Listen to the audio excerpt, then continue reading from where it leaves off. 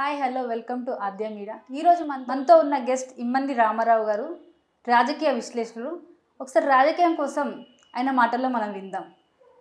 Sir, రాజకీయం గురించి ఇప్పుడు మనం మాట్లాడుకుందాం. ఏపీలో రాజకీయాలు ఎలా జరుగుతున్నాయి, పవన్పై జనాలు ఏమనుకుంటున్నారు, జగన్ సీఎం అవుతాడా లేదా ఏంటనేది ఒకసారి మీరు చెప్పండి సార్. ఏపీలో రాజకీయాలు చాలా రసకందాయంలో ఉన్నాయమ్మా. ఎందుకంటే ఎవరు గెలుస్తారా, ఎవరు ముందు దూసుకుపోతారా, ఎవరు కాలగర్భంలో కలిసిపోతారా అని రకరకాలుగా ప్రజలు ఆలోచిస్తున్నారు అన్నమాట.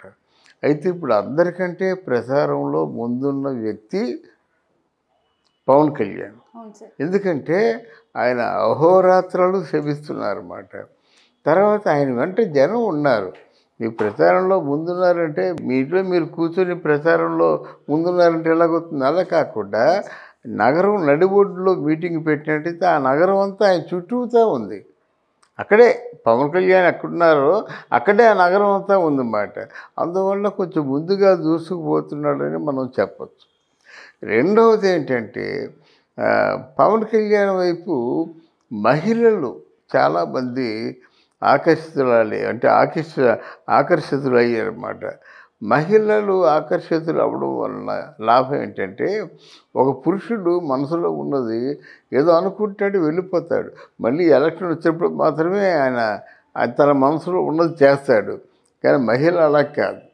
మహిళ పొరుగింటితో చెప్తుంది, తర్వాత ఏమో తన దగ్గరికి వచ్చే వాళ్ళతో చెప్తుంది, తను ఇంకో దగ్గరికి వెళ్ళి చెప్తుంది.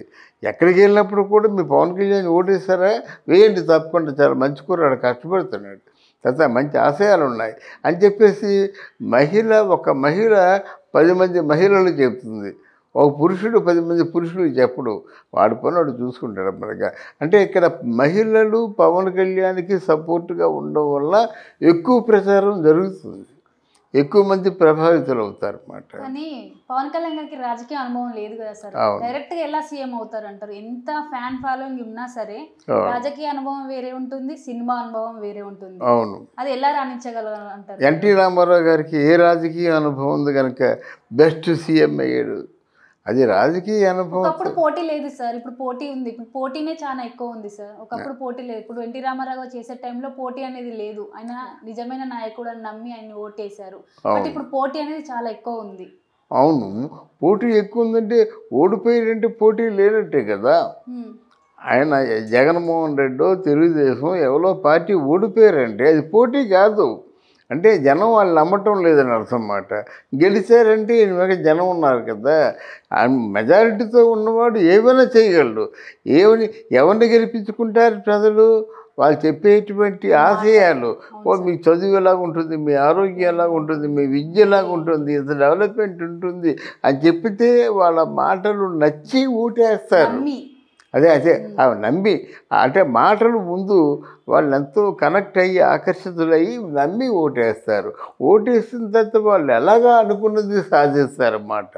అందువల్ల ఇక్కడ పవన్ కళ్యాణ్కి ఓటేస్తే న్యాయం జరుగుతుందని నమ్ముతున్నారు. ఇప్పుడు పాలనలో జగన్మోహన్ గారు ఉన్నారండి, పవన్ కళ్యాణ్ ఇప్పుడు వస్తారని చెప్తున్నారు. బట్ ఆల్రెడీ పాలనలో ఉన్న ఆయన చూసిన వాళ్ళు చాలా మంది ఉంటారు. కానీ పవన్ కళ్యాణ్ గారి మాటలు విని ఎందుకు ఓటేయాలి అసలు? ఎందుకంటే జగన్మోహన్ రెడ్డి ఒక ఛాన్స్ ఇవ్వండి, మా నాన్నగారిని మించిన పరిపాలన అందిస్తాను అని చెప్పాడు. ఆ ఒక్క ఛాన్స్ ఇచ్చారు. ఆయన ఏం చెప్పాడు? 6 మాసాల్లో నా పరిపాలన బాగలేకపోతే మీరు చెప్పండి అని చెప్పాడు. ఏమైపోయిందండి? 4 సంవత్సరాలు తాడేపల్లి ప్యాలెస్లో పడుకున్నాడు. తర్వాత వచ్చి ఎంతసేపు పవన్ కళ్యాణ్కి 3 పిల్లలు, 4 పిల్లలు, 5 పిల్లలు, మాటకోసారి ఒక పిల్లను మార్చేస్తున్నాడు. 3, 4, 5 అయిపోతుంది అన్నమాట.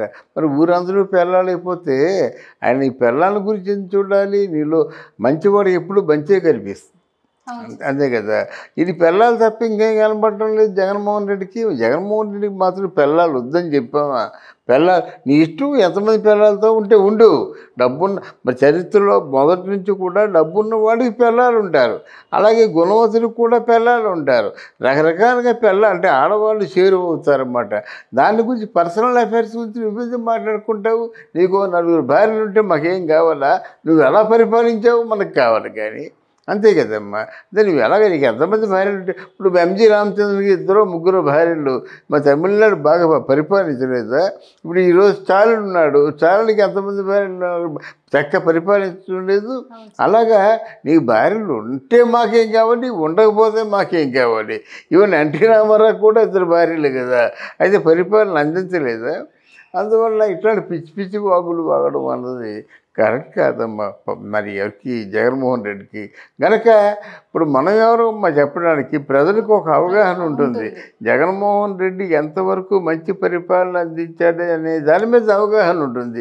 మీరు అన్నారు మంచి మంచి పథకాలు ఇచ్చారు కదా సార్ అని. పథకాలు ఇచ్చినట్టు ఎవరికి ఇచ్చారమ్మా పథకాలు? కేవలం వైసీపీ కార్యకర్తలలో కొంతమందికి ఇచ్చాడు. ఆయన చేసిన మాయకే జనంలో ఒక విరక్తి వచ్చిందన్నమాట. ఎన్టీ రామారావు మీద ఎందుకు అంత తృప్తి ఉందంటే, ఎందుకు అంత నమ్మకం ఉండేదంటే, 2 రూపాయలకి కిలో బియ్యం అంటే మొత్తం ఆంధ్రదేశం అంతటా కూడా 2 రూపాయలు కిలో బియ్యం అందాయి. అందువల్ల సివిల్ సప్లైస్, తర్వాత లా అండ్ ఆర్డర్స్ ఎక్కడ బాగుంటే అక్కడ ఆ గవర్నమెంట్ సుభిక్షంగా ఉంటుందన్నమాట, పరిపాలన బాగుంటుంది. మనకి లా అండ్ ఆర్డర్సే లేవు, పోలీసు చెదగొట్టేస్తున్నారు. అరే కార్యకర్తలు పట్టుకొని మొన్న అంజు యాదవ్ ఎలా చెంప పగలగొట్టిందో చూసా కదా. పోలీసులు కొట్టే అర్హత లేదు, వాళ్ళు తిరిగి జైలు శిక్ష వేయచ్చు వాళ్ళకి. అరే అంత దౌర్జన్యంగా ఉన్నారంటే బికాజ్ ఆఫ్ జగన్మోహన్ రెడ్డి. కనుక ఇంత నిరంకుశంగా పరిపాలించే జగన్మోహన్ రెడ్డి మనకెందుకు అవసరం లేదు. అందుకనే ప్రజల్లో మంచి వ్యతిరేకత వచ్చింది. చంద్రబాబు గారు పవన్ కళ్యాణ్ ఇద్దరు కలిసి ఇప్పుడు పోటీ చేస్తున్నారు కదా జగన్మోహన్ రెడ్డికి. చంద్రబాబు గారు సీఎం అయితే పవన్ కళ్యాణ్ గారి పరిస్థితి ఏంటి? పవన్ కళ్యాణ్ గారు సీఎం అయితే చంద్రబాబు గారి పరిస్థితి ఏంటి? ఇంకా ఇద్దరు పోటీకి గ్రీన్ సిగ్నల్ ఇవ్వలేదు జనం అనుకోవడమే తప్ప పోటీకి గ్రీన్ సిగ్నల్ ఇవ్వలేదు. కానీ పవన్ కళ్యాణ్ బీజేపీ పార్టీ మాత్రం కలుస్తారు. దానికి తగినటువంటి ఆధారాలు మనకు దొరికాయి. ఎందుకంటే ఎన్డీఏ ప్రభుత్వం మన బీజేపీ పవన్ కళ్యాణ్కి ప్రత్యేకించి ఆహ్వానం పంపించడం, ఆహ్వానం జగన్మోహన్ రెడ్డికి అందలేదు, తర్వాత ఎవరైనా చంద్రబాబు నాయుడుకి కూడా అందలేదు, పవన్ కళ్యాణ్కి అందింది. అందువలన బీజేపీ పార్టీతో మాత్రం పవన్ కళ్యాణ్ కలుస్తారు.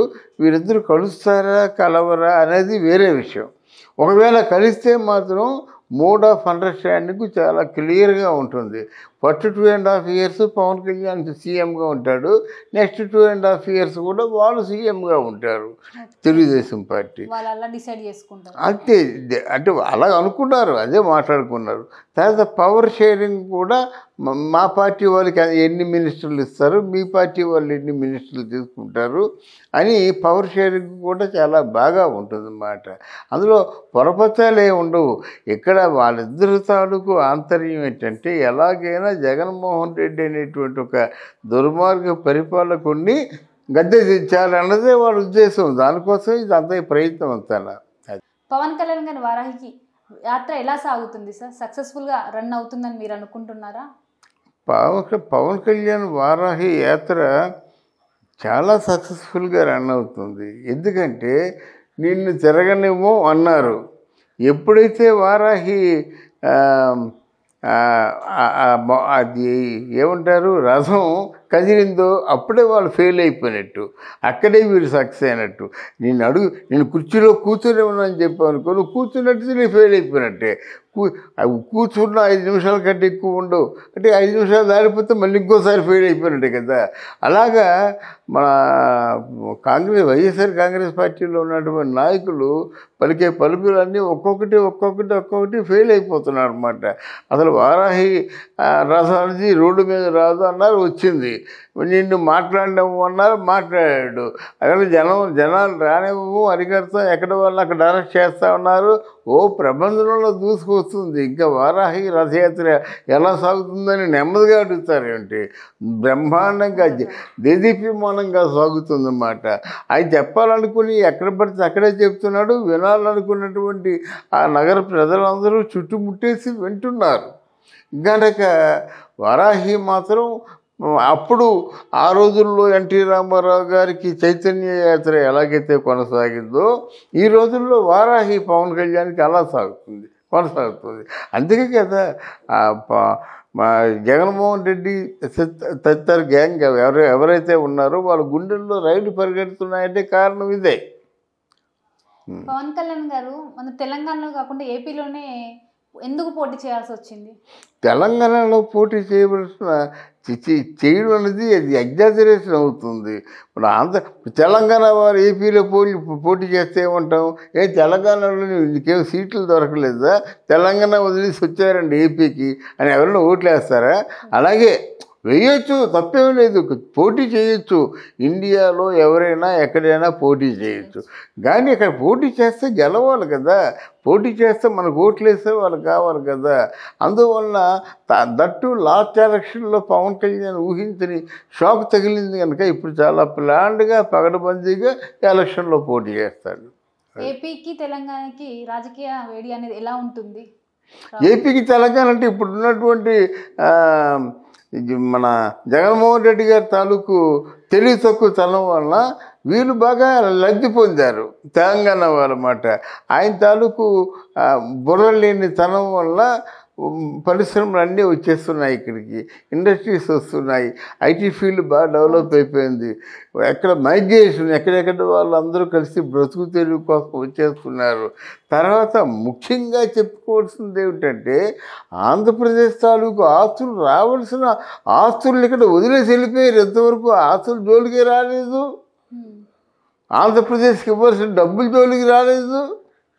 ఏమిటమ్మా ఈ పరిపాలన అడిగేవాడు ఎవరు లేడు. నీ ఇష్టమా, నీ జాగీరు కాదు కదా.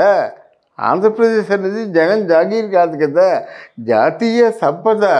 ఆంధ్రప్రదేశ్లో ఉన్నటువంటి ప్రజల సంపద, వాళ్ళ తాలూకు అంటే హక్కు, ప్రజల హక్కు. ఆ హక్కులు కాపాడుకోవాలి కదా. జగన్మోహన్ రెడ్డి ఎప్పుడు వస్తున్నాడో, ఎప్పుడు కేసీఆర్ ఇంట్లో మొత్తం తలకాయ కూర బోటి మాంసం తినేసి వెళ్ళిపోతున్నాడో తెలియదు. కానీ వచ్చి ఏం మాట్లాడాడు, ఎప్పుడైనా సరే ప్రస్తుతం మాట్లాడా? అందువల్ల అంత నిరంకుశత్వం, అంత ఆయన ఇష్టమే, ఏం చేసినా ఆయన ఇష్టమే, ఆ డబ్బు ఖర్చు పెట్టినా ఆయన ఇష్టమే.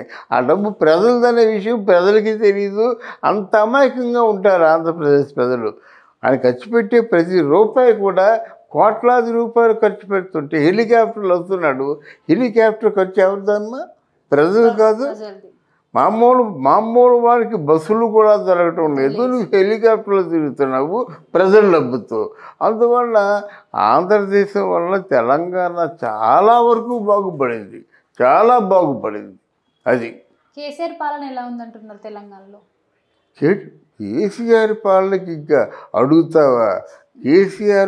కేసీఆర్కి ఇక్కడ ఏంటంటే అడ్వాంటేజీ, బీజేపీ పార్టీ మంచి పోటీ ఇస్తుంది. తర్వాత కాంగ్రెస్ పార్టీ కూడా మళ్ళీ పాత వాళ్ళందరూ ఏకం అయిపోయి చాలా మంచి పోటీ ఇస్తున్నారు. ఇద్దరు ఎప్పుడైతే అటొకరు ఇటొకరు ఉన్నారో చాలా జాగ్రత్తగా పరిపాలన చేయవలసిన అవసరం వస్తుంది. తర్వాత కేసీఆర్కి 2 కళ్ళు ఉన్నాయి. ఒకటి హరీష్ రావు, 2 మన కేటీఆర్ను. అటు హరీష్ రావు వెనక ఒక 70 మంది ఎమ్మెల్యేలు ఉండేవారు అప్పుడు. ఇప్పుడు కేటీఆర్ వెనక ఉన్నారన్నమాట. కేటీఆర్ తాలూకు మాటలు కానీ, కేటీఆర్ తాలూకు కార్యాచరణ కానీ చాలా ఆదర్శనీయంగా ఉంది. ఎక్కడికి వెళ్ళినా 1000 కోట్లు తెచ్చేస్తున్నాడు, పరిశ్రమలు పెట్టేస్తున్నాడు అన్నమాట. ఇలా ఉండదు. హైదరాబాద్ ఒక 5 years దాటితే ఎలా ఉంటుందంటే చాలా ఎక్కడెక్కడో అమెరికాతో సమానంగా డెవలప్ అయిపోతుంది హైదరాబాదు. ఎంత ఆశ్చర్యం అంటే గచ్చిబౌలిలో గజం స్థలం 1,50,000. అర్థమైందా? అంత డెవలప్ అయిందంటే కారణం కేసీఆర్ కొడుకు పరిపాలన అన్నమాట. రాజకీయాలకు there is no substitute except hard work. ఎవరైతే హార్డ్ వర్క్ చేస్తున్నారో వాళ్ళే రాజకీయాల్లో రాణిస్తారు. ఇట్లాంటి జగన్మోహన్ రెడ్డి లాంటి వాళ్ళ మాటలతో ఏ రోజు కూడా నెగ్గుకు రాలేరు, ప్రజలు క్షమించరు. Thank you so much. Thank you అమ్మా.